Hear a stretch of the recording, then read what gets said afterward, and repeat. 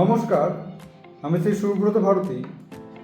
Education কোন কোন সময়টাতে ডিস্টার্ব হতে পারে, এই কোশ্চেনগুলি আমার কাছে আসে। প্রচুর ক্লায়েন্ট যখন আসে তখন এই কোশ্চেন নিয়েই আসে যে এডুকেশন কেমন চলছে, তা আমি কিভাবে বুঝতে পারবো যে একটা স্টুডেন্টের এডুকেশন সঠিক চলছে না বেঠিক চলছে। তো এডুকেশনটা তো টোটালটাই হচ্ছে একটা সাধনা।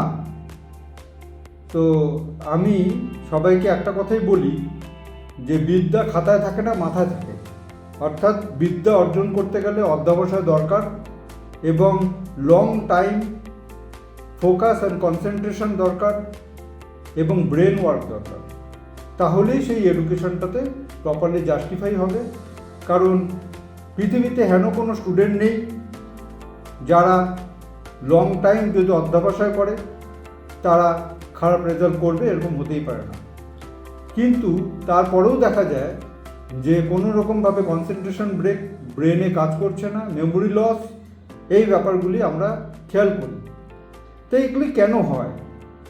তার পিছনে যেটা মেন কারণ, আমাদের ব্রেন যে ভাবটা থেকে বুঝি সেটা হচ্ছে লগ্ন, এবং আমাদের মাইন্ড যে ভাবটা থেকে বুঝি সেটা হলো চন্দ্র। তো কোনো রকমভাবে লগ্নের উপর দিয়ে প্রেজেন্ট ট্রানজিটে যদি রাহু কেতু শনি পাস করে বা চন্দ্রের উপর দিয়ে কোনো প্রেজেন্ট ট্রানজিট যদি রাহু কেতু শনি পাস করে, তখন দেখা যায় যে আমার ব্রেন অথবা মাইন্ড কোনো না কোনোভাবে ডিস্টার্ব হচ্ছে।